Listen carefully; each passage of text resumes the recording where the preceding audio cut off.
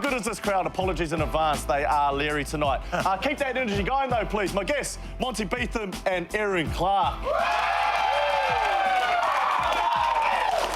The League Lounge is back, regular programming, but Monts, firstly you stepped in and took the reins last week with Laura. Unreal job. I'm grateful to have my chair back. How are you going? Oh, I'm just always happy to be on the couch, mate. And now the great man himself, the League Lounge, Shaun Johnson, so I'm looking forward to it. Oh, we're going to have some fun. Hey, I want you to pop off one more team crowd because Erin Clark is in the building. Let's go, E! I'm going to say this, you know I don't say this lightly. I reckon you're one of the club's best signings that we've had in a very long time. Your first season back, under the belt, you've had a week to reflect. How are you feeling about it all? Quite disappointed, if I'm being honest.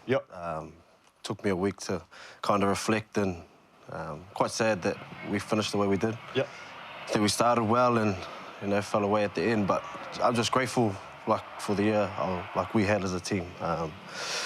After that round one game, they kind of rid us off a bit and we turned our season around, so yeah, pretty happy with that. If you go right back to the start, let's go back to that round one. Let's just have a chat around it because you're right, the noise started to come in thick and fast and Mons and I both well aware, you would have been too, playing a lot of your juniors over here, how fast that can turn. But you guys did come back, you regrouped. What stood out for you the most from Webby, your first year under Webby and those sort of times? With Webby, I found that he was real, like, he really cared about you as not just a player, but as a person and outside of footy. Kind of gave you his time of day and set you down, how's life, how's things like that. And, you know, that kind of, I'm a real family-orientated person and that kind of connected with me. And it kind of showing in my footy as well, so, yeah. When you're speaking about goals, did you ever think you're going to come over and make a team like the RLPA Dream Team? Because that in itself, with all your peers you play with and against, voted for you as their lockman. Yeah, it's pretty special when it's your peers choosing you in that sense. And like you say, you couldn't have done it with other boys, bro. Like, I'm just out there doing my job and hopefully I'm doing it well, So and very well. Very well. Let's go back to where it started for you, though, E, because there's so many people out there that want to know a little bit about you. Your junior footy. You were in our system as a kid, and look at the number this bloke has on his back. It's a ball-running 7. How's that helped you out in your journey? I've always, when I was playing 7, I always dummied the ball and ran it anyway, so I was pretty much playing lock. Remember, my age never used to get the ball because it used to get to me and go back. So, like... Up the Marlins. The way, I think the way we play as a club, like, you obviously had bangers there, Tohu, and it's kind of helping me, mould me into that player slowly, so, You then end up at the Titans after, I guess, a stint in Australia, coming back and playing for your junior club, the Marlins. What did the Gold Coast provide you? Obviously, you fell out of love with the game a little bit, but reignited yourself. Yeah, they gave me opportunity, bro. And I think that's all I needed at the time. I needed to... kind of lost it all, but when you come back, you kind of appreciate it a bit more. So when I got that second chance, I made sure I took it with both hands, and I had a son at the time. I've got 3 kids now, so... kind of gave me a purpose, and I think that's what was missing at the start of my career. I got a purpose to work towards, and it's to feed my kids and my wife, so... That makes a lot of sense on why we saw Erin in the manner he was in this year in particular. But let's have a look back at your debut, because you played 1 game for the club back in 2017. Can we bring up this clip, please? Let's have a look at it. Halligan, Monty, BETHAM out there. How do you see this one, lads? Hope it's nice out there too. Hey, thanks very much, Stephen. Anyone mentioned there was a little bit of a sea mist coming through tonight? Player number 216 on debut. Here he is, straight into it. Erin Clark, the 19-year-old. Short of very bad conditions, it was very much a contest for about 70 minutes of the game. It was cool to see Erin come on, get a start as well. And you'll be excited to have star centre Blake Ashford back next week. Looking forward to it. Thanks, Shaun. Cheers. No, that's ugly. That's an ugly clip. Can we cut that out and edit that out of this? That's what I wasn't after. But what do you think? What do you remember about your debut? It was obviously a wet night out there, but still a special moment. Yeah, as a kid playing footy, that's all you dream about is wearing that, and especially the Warriors jersey. I think being a Kiwi born, and obviously Mum, who she was, got to represent New Zealand. So to wear that jersey was pretty special. Well, let's transfer this a little bit here. We've got 2 special ladies in our lives that somewhat have connected us. Now, my wife Kayla went out and played for your mum, Temapara, for the Stars this year. But leading me into this little chat around what it's been like for you to come back, being around family, playing in front of family week in, week out. How special's that been? Every time someone asks me about coming home, it comes back to family. Obviously, over there, I had my wife and kids, but I was missing my sister, my mum, my nana. So to be home, it's just, I don't know how you can explain it, bro. Like, home's home. And I get to play for my people like this, and every week, so I'm pretty grateful. It's a special place. Sorry, Mons, I should have included you in that chat. We're actually all connected somehow. Yeah. Kayla, my wife, netball coach, and Dancing with the Stars runner up to Temapara back in the day. She kicked my butt. She was too good. She was far too good. Far too good. What do you remember of it, Mons? What do you remember of it? She could move? She could move. Look, she was on fine form and she had the footwork. Now I know where this guy got it from. But just on that, Shaun, with you two, not many people get to come back and play for a club a second time round. Yeah. Yours was a little bit different as a club legend going away and coming back and returning. And you both were big parts of why you play playoffs. How important was it? How special was it? I always wanted to come home, bro. I felt like I had unfinished business here. Yeah. The way I left the club the last time, I wasn't in a good state. And I'm just glad where my head is at now, and I can give my all to this club, because that's all I wanted to do this whole time. So just like on that, like for me, when I came back, I sort of thought like it was never a real chance. You know, it's like almost something you subconsciously wish for. I was like, oh man, like, yeah, I'm at Cronulla, I'm happy, but how good would it be? Sort of something like that, like unfinished business, but it didn't feel like it was ever a possibility, hey? And then when it comes across your desk, or you just get that call, I was on it so quick. It was like, I didn't care what else was out there. Yeah. Whatever was being thrown at me, to Erin's point, to be able to come home and play in front of, like, your people, your family, knowing that they're sitting in the stands, knowing that they're sitting in the crowd tonight, like it does, you know? Like that one too, mate, you like that? Yeah, like, it just makes it even more special. So I certainly feel you on that, bro. Feel you on that. Let's extend the chat now to the Wider Warriors squad, and in particular our Cup boys. Yeah. Hey, because they're playing in a GF this week. This team here have been so impressive all week, and I could only imagine, I guess, the level of training that you guys are having week in, week out, day in, day out. But one man in particular, our mate Tanner Boyd here, lads, he has not lost a game in the Cup jersey yet. 15 from 15. Talk to us about what it's like working with these boys. Obviously, I got to work with Tanner at the Gold Coast, and he came here, bided his time in Cup, and he got to play in around the back end. But I think just his work ethic, like he's a real leader as well. Like, just takes the reins, bro. When he got given that spot, he took the reins and just led us around the park. So yeah. His little running mate, Taintor Picky, put on a clinic last week. Yeah, he's like little Taintor Picky. Yeah. He's on fire, man. Look, he's playing so good at the fullback position, but even Sam Healy, I think the spine in particular and what they're able to do. You mentioned Tanner goes so deep into the line. Yeah. You call Wade the sinkhole. Well, he's almost like that himself in terms of just sucking everyone in, creates room for those outside him. You know, and geez, I'm backing them all the way. That's for sure. Well, we can start with that. They're on this Sunday. 6:15? 6:15 this Sunday. I think full-time sports bar, did you say? Correct. Yeah, if you want to get around it, get down there, support the boys. It's going to be a special night to cheer our wider squad on. But let's get straight into now the personal player moment, please. And it's none other, crowd favourite, Bunty Arfoa. Now, let's give a special shout-out to our man, Big Bunts, backfence Bunts, sorry. He is departing the club at the end of the season. I just think it's a great time for us to give him his flowers on the service he's given us. Now, playing alongside Bunts, you knew exactly what you're going to get from him week in, week out. A bloke that led with his actions and just loved setting the tone with his tough carries. Being back around him this year, exactly what your thoughts are? Yeah, obviously, Bunce gives you what he gives you on the field, but I think the biggest thing for me coming back here was the person he is off the field. Like, coming back home, he welcomed me with open arms, like his partner to come around home and just catching up, and gave my wife someone to, you know, mingle with away from me. So I'm just going to miss the connection piece he brought to the club. Like, he really brought us all together. Like, there's one group. Usually you go to places, there's two different groups. A lot of different groups around the club, but this year we're just one. Yeah. And a lot of it has to do with Bunce, and well he's definitely going to be missed. Yeah, well said, Bunce. All the best in whatever happens next for you. Let's have a look at a couple of the other boys leaving, hey? Special mention to these fellas. A couple of them have been staples of the club too.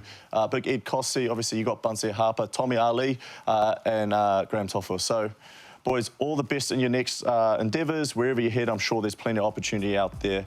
Now, on the other side, time for a quick break. We're going to have a look at the games over the weekend. But a review, here we go. See you shortly.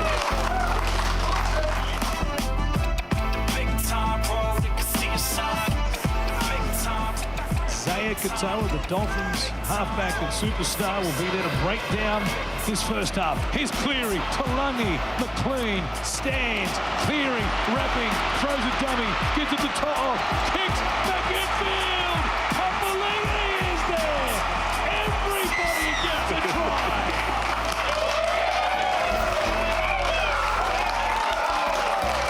Dad's Pies tried around. There's a few Broncos supporters here in the crowd. They're a little bit anxious watching that.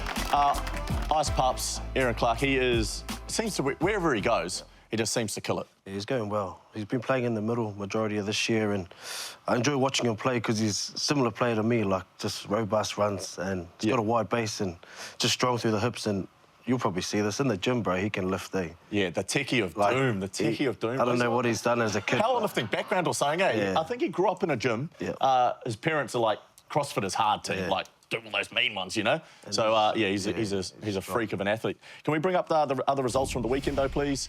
And start with... Ooh, yeah, OK, hang on now. Yeah, Cronulla supporters here too. Let's have a look at it. Sharks, 32-12 over Canberra. It's a big trip for, I guess, the Sharks to take. And they've gone down there and pretty much played a style of footy that the Canberra Raiders certainly would have wanted to get on, Monts. You would have loved it. Yeah, absolutely. I think, everyone's been ruling them out and writing them off, but to go then and beat, the minor premiers and to play down there in front of a packed crowd the way they did in that fashion, I think you would build some great confidence from it. And when Nicker Hines playing well, Shawnee, your half, there's so much more confidence you've got to come. Yeah, well, both Hines and Trindle combined, it's probably their best game of the year, to be fair. Like, they just clicked. And you know what I've realised, well, I've known this for a little while, but this game really just drove it home, is that when you get to these big games later in the year, your ability to score off unorthodox plays becomes so important, because teams are so good at shutting down set play structure. You see it all week, you know exactly what's coming. But then you get off second phase footy or quick ruck speed, and you get the likes of Hines and Trindle combining. Yeah. I thought that's what Canberra missed with No Strange. That ability to play reactive and instinctive footy, which is they've built their whole season off the back of the likes of Joey Tups and their forward pack. When you look at both of those teams, obviously we've seen what Canberra have done this year. We've seen the Sharks come into their form. What stands out for you, like, from both of those teams that suggests why they had such a good year? I think in regards to Canberra, they just have that hard edge about them. Like, they're just tough.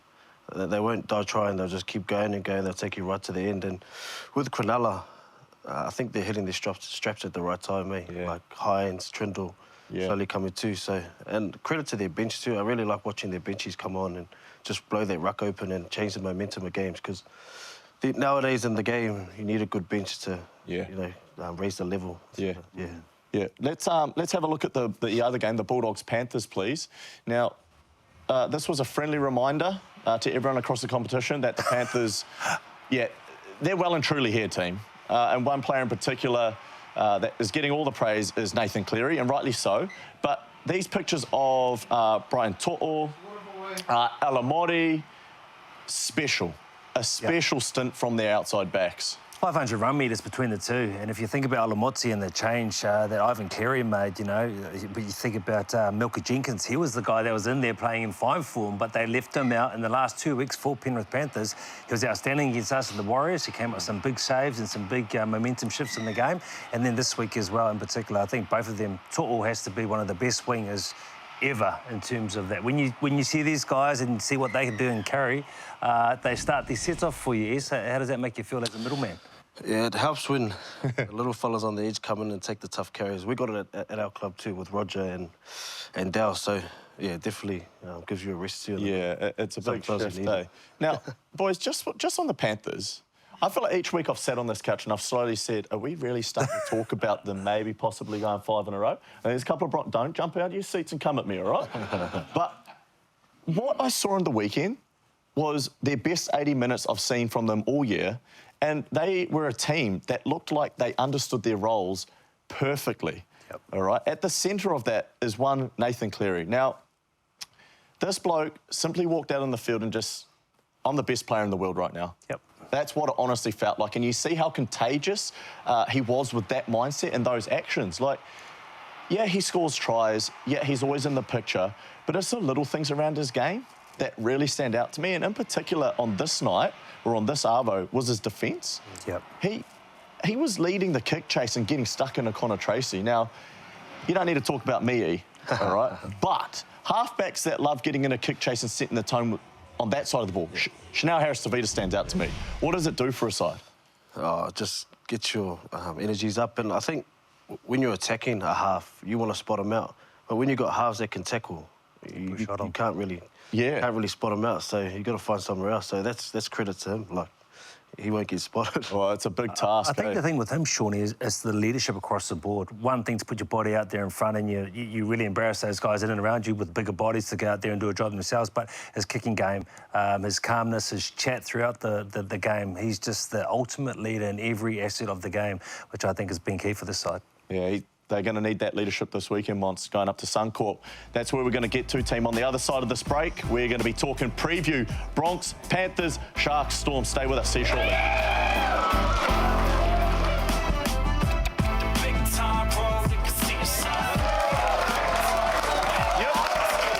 Nothing like a bit of D-Dot to bring us back in, team. Time for my favourite part of the show. That is preview, a bit of analysis. Now, just spoke about the Panthers and the performance they put on over the weekend. They scare me with how good they are, but I did see some things that make me think the Broncos are half a chance this week. They are human. They were once a baby. All right, so Broncos, get excited. If you're watching this here, I've got the secret recipe. Tune in. Can we roll the footage, please? There is a theme around playing direct and nice and straight on one Blaze Talangi. Now, the Bulldogs looked at their absolute best when they worked them over inside shoulder, outside shoulder. Now, they didn't always lead to line breaks, all right? But more often than not, he fell off a tackle and it led to a quick ruck, which is all I want to talk about. Because when you get a quick ruck, okay, pause here, just before we get into this bad boy. When you get a quick ruck, that changes the spacings in a defensive line, okay? And the Panthers are so systematic at defending shape. Now, I look at what the Broncos are bringing this weekend, and if they get any sort of ruck speed, they have the players to capitalise on it and execute off the back of it. Okay, play this one out here. All right, this one here, Preston, off the back of all that work we've just seen, goes through on a beautiful short ball. So I don't think we're going to see Blaze give up that inside shoulder. Pause. I do not think we're going to see Blaze give up that inside shoulder this week. But what it does do, all right, you think of Reece Walsh here. You think of Jordan Ricky running this line. Blaze has to sit for a split second to protect that inside shoulder. Now, when you do that, all right, when you do that, you get the likes of Reece Walsh at the back with the speed, or in this case, Connor Tracy with his speed. This is what it can look like. Play it out. Burning up, isolating defenders, playing through the line. You can just see Tony Staggs crashing over. Broncos fans, can you see that? Yeah, I feel like I can see that, right? I can see it. So, a little bit of a nugget for the Broncos can take, if you will. Yeah, isolate Blaze Talangi, blow the ruck apart, get some ruck speed, and allow your ball players, your fast men, to get on the back of it and execute. Question for E on the couch. If you're defending in the Panthers line, okay, and you know you've got a halfback who's going to willingly put his body in front, what are you doing to help him defend his best in a big game like they're going to have this weekend? Yeah, as a middle, what I want to do is I want to give him time to make his decision. So I want to put inside pressure on their halves. I want to make them play as early as they can to give him time to make his decision. So get the ball out of the half's hands as early. And, man, when I'm going to the line, Monson, if you're coming at me, I'm passing that, get it out of my hands, right? Just gives yourself a little bit more time to make that read. Let's have a look at some of these pictures. You guys remember the grand final a couple of years ago? Close your eyes if you want, boys. What a game this was. Probably one of the all-time great grand finals. Like, these pictures are insane to watch.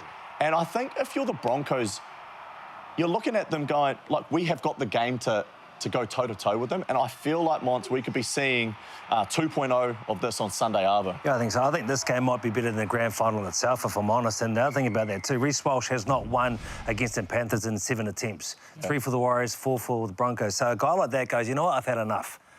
What he's done the last couple of weeks has been outstanding. He's that type of guy who's going to be layering up and he's going to go, put it on my shoulders, come with me, boys. And I think that's what they need at Suncorp. Yeah, he's done that. Walsh has done that the past month of footy, hasn't he? He's carried them with them on his shoulders. Now, that game's on Sunday Arvo, so make sure you get stuck into that one. Let's get into the other game now. What do we got? Oh, hang on. Sharks, Storm. Are you joking? Like, how good's footy at this time of year? Seriously. This game is so fascinating too, boys. Like, they split the season match up 1-1, and they were two very different games of footy. Now, I watched this one closely, and Sharks that night out-enthused them, intent, the way they moved, like the speed they moved with, was simply too good for Melbourne. So they will be going down there in the back of their mind with all the confidence in the world. You're previewing both of these teams. What's important for the Sharks to get the win this weekend, Lee? I think Couture's been killing it for Melbourne, eh? The more they can shut him and Harry Grant down, I reckon the better they'll go. So that's what I'll be doing.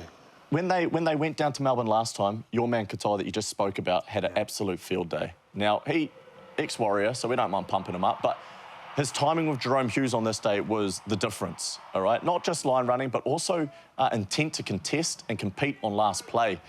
Mons, back rolls like this, they can make or break a side, and when he's in this mood, geez, they're dangerous. Absolutely, and just a big body, but he's so well coached and he knows what to do in terms of his smarts and IP around the game. He's the grafter, he's in the right positions, but just that X factor and ability athletically to get up high, to score tries, and I think everyone just feeds off that as well. If you're sitting at home this weekend, how do you see it playing out? Just quickly while we're here on this. Look, I'm a Melbourne fan, and I think that, you know, Harry Grant and the likes of that would be probably a little bit too much for the Sharks side. I think the Sharks side need to go back to that big bench that comes off, Talakai and the likes of Brittany Corder and all that to come off and cause an upset. But I think it's Adam Whanua-Blake with the second phase and that late feet to try and disrupt what is normally a very well-structured, strong line to get that ruck speed you talk about that you love so much. Yeah, I'm going to go on the other side to that. I love that. It makes sense. But I'm going to go oppose Monty team because of one man and one man alone, Ronnie Mulatalo. Oh, yes. OK, can we bring up this clip? Because let's have a read of this. All these guys got the big muscles and all the attributes. But when the Ron dog comes out, skinny and scrawny, but with the biggest heart, that's all you need. Big Ronnie Mulatalo, Kiwi. He's a Kiwi too, so we're pumping this bloke right up. And he has been a man on a mission. And how good is it to see someone come out and wholeheartedly back himself and back his team? Because people on the outside haven't given him much chance. I think we can all agree on that. They've been the underdogs the last few weeks now, but they've tipped up the Roosters, tipped up the Raiders, and they are going to be licking their lips at the possibilities this weekend.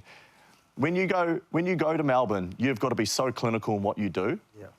But if you've got the intent and energy from an outside back just coming in with the noise non-stop, I mean, do any of our wingers have, like, probably not that level of carry-on, eh? Dow, Rog, nah. Yeah, pretty quiet, pretty humble. Pretty quiet, pretty humble dudes. Lucky. Honestly, it can play. I've played with Ronnie.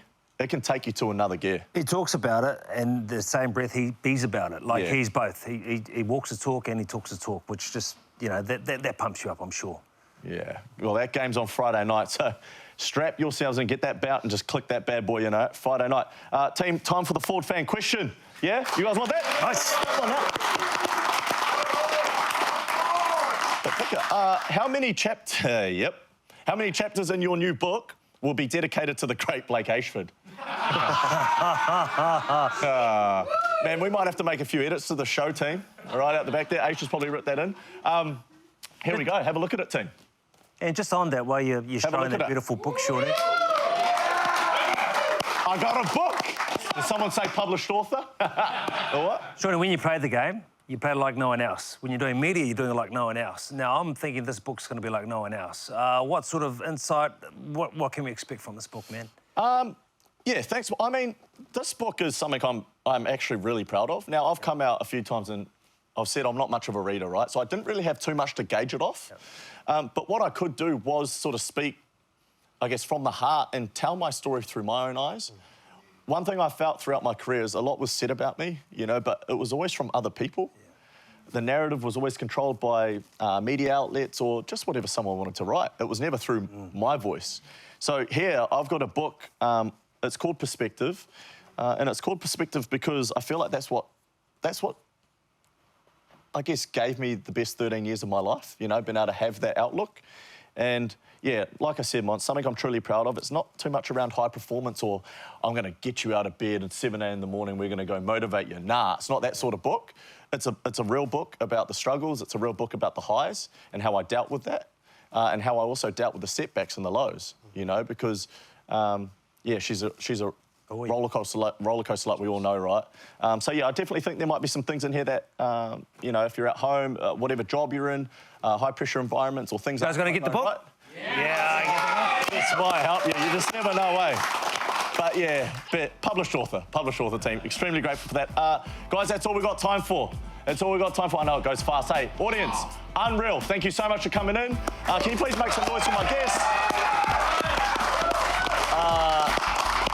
Lads, you were amazing. Thank you. Sponsors, Ford, Daz Pies and Purcell. None of it's possible without you. Enjoy your footy this week, and we'll see you next week.